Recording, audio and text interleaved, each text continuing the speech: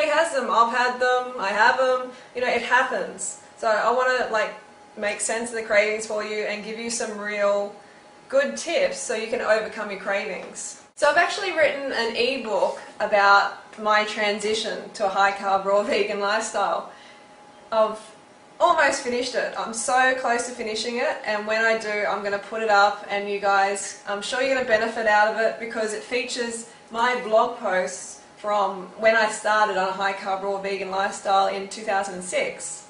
So it has all where I stuffed up, you know, where it made us like so many, you know, it features where I stuffed up basically. So you're going to enjoy that a lot. So when it comes to cravings, I've got 10 tips for you. Number one is always eat sufficient calories from fruit. You have to do that because if you don't, then you're not going to have enough glycogen in your brain, and your brain's going to say, hey, we need some calories, we need some carbohydrates damn quick, go and eat that rice, go and eat that pasta, go and eat whatever, or we need a really dense source of calories, go and eat that fat, you know, go and eat that animal fat or that milk or whatever. Now that's what's going to happen. Make sure you're counting your calories, so you go to chronometer.com and you put in your calories every single day until you're confident that you can stay on track and that you know how many calories are in things. Because now I can just eyeball something and I know how many calories are in it. A lot of people are like, oh my god, you know, I can't eat any more fruit, you know, I'm so full after one banana. You got to try harder. If you think you're full of one banana, you're seriously mistaken. You're not in tune with your body. The people who say I'm full of one banana then go and eat ice cream. Go and eat like half a tub of ice cream.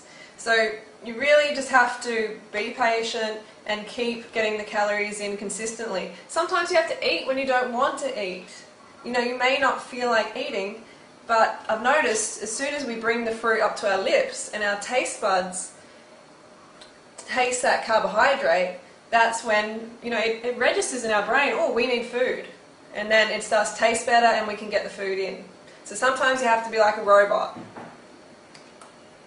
You know?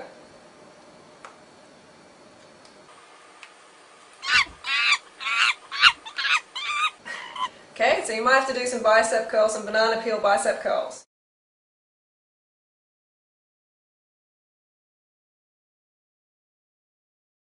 Smoothies are really good because they help you get more calories in. When we're sort of drinking it, even though you have to chew it, but it's still sort of a drink, when we're having it in that form, it's so much easier to get more calories in. Okay, so really concentrate on smoothies early on in your journey and forevermore. You know, like I have a lot of smoothies. Most of the time, 2 of my meals out of a day are smoothies. If you don't know why you're feeling a certain way, you know, why you're having a craving, then how are you going to know how to fix it? You're not going to know. So you need to educate yourself. Carbohydrates are brain fuel. Okay, if you're not getting enough glucose to your brain, then you're going to be craving things. You know, people try and complicate it all the time. They try and say, oh, you know, like it's not that, it's not, I don't need calories, it's because I was abused as a child, or I'm just having an emotional day, or whatever. It's not that, okay? You need calories. And the brain gives you pain as a motivator to get calories. You know, at first I was just doing it completely wrong. You know, I was reading David Wolf's book, Sun Food Diet Success System, and it's a great book for motivational aspects, like it's got a lot of stuff that Tony Robbins says in there. You know, it's good for that reason, but oh my god, it's confusing. And it does not say anything about counting calories, doesn't emphasize eating large quantities of fruit. Now I'm looking back, I'm thinking, WTF, where's the fruit? Honestly. If we don't have large quantities of fruit, then we're going to go to fat, we're going to go to salads with fatty sauces and stuff like that. And then we're going to wonder why we want to binge out on like fatty, sweet, raw cakes and stuff like that, or like cooked cakes. It's because the carbs, remember the carbs.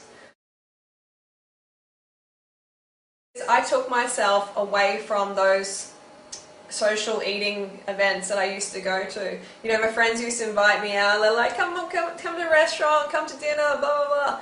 And at the time I was really unstable, I was like, oh God, I don't think I can stay raw and go to a restaurant.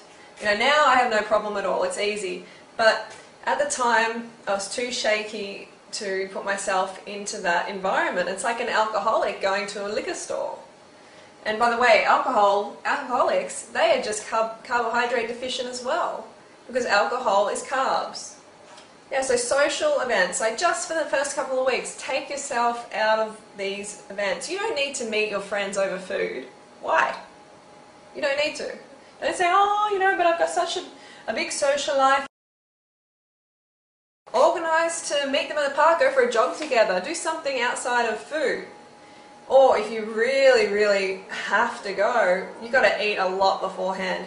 But I'm telling you, within the first couple of weeks, I recommend you just remove yourself from those challenging situations. Give yourself a fighting chance, for God's sake. I participated more on the Raw Food Forum that I was on at the time. This really helped a lot because there was support on there. People were encouraging me. I was held accountable for what I was doing. And it helped immensely. So I recommend you go on 30bananasaday.com and be a part of the community, because community equals support. Honestly, it's the best support community for high carb raw vegan, for raw vegan, like on the planet, on the web. It's huge. So, and then when you go on there, help other people. So when you help other people, that makes you feel good, and then you want to look after yourself, you become an inspiration to others, and it just all falls into place more. Okay, big one is making a pain and pleasure list, and carrying that pain and pleasure list around with you everywhere. Alright, just stick it in your back pocket, put it in your wallet, stick it on the wall, stick it on your fridge, wherever. You need to have that pain and pleasure list somewhere handy for when you get challenged. So number one is you need to eat enough fruit, obviously, and that's what's going to be most important. But the pain and pleasure list is going to back that up. It's going to keep you on track. Rip that list out and look at those reasons. Remember the reasons you came to this lifestyle and constantly remind yourself, or else you're going to be off the wagon pretty quickly. It's going to be even harder too. If you haven't eaten enough, you bring out that list, the list might mean nothing to you then. You may have enough pain. Like I had a lot of pain myself. When I came to this lifestyle, I was really suffering from borderline chronic fatigue syndrome, acne. I was at least 20 kilos overweight as far as I'm concerned, and I had systemic candida. So I had a big list and big pain. Alright, so write your list. Write down why you came to this lifestyle. What pain will you experience if you go back? Okay, and what pleasure are you going to experience if you stay on this lifestyle? Consider becoming an authority in the raw vegan movement. Okay, so this has really helped a lot for me. People look to me for inspiration. So if you're thinking, I wouldn't mind sort of like a career in this industry or something, like do it. We need more people. Right, and that's going to help you keep on track because you're going to become inspiration to others and they're going to hold you accountable. Okay, visualization is a big one. It's not this is not hippie shit, okay? And it's actually really, really awesome and it works. I've designed my whole life using a vision book and it is, I think I'm doing alright. I'm happy with how my life's going. And I look back over my vision book, it's all laid out there. The map is just there. I have followed that map almost exactly.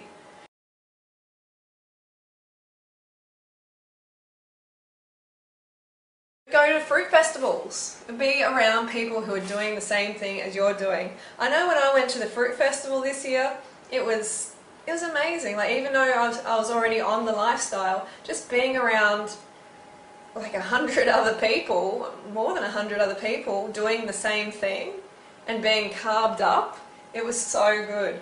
When people have enough carbohydrates, it's like, God, I've never been to a gathering of people in such a good mood. So That is a big thing. Go to festivals, like surround yourself with people doing the same thing so you feel supported in real life, not just online.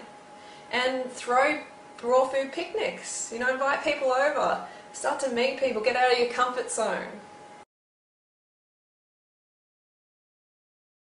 Make bananas and dates your staple. It's so important. Like bananas and dates are like the rice of the high carb raw vegan movement. And if you think you're allergic to bananas or dates, I don't know, you know, because people eat a whole lot of other foods, like, you know, meat and dairy, for instance, and then they have a banana and they have some sort of reaction and they're like, oh, it must be the banana. But come on, does that make sense really? You know, you're putting in something that is not meant to be in your colon and in your stomach, and then you're putting something like a banana that is meant to be in there, and then you're blaming the banana. I don't think so.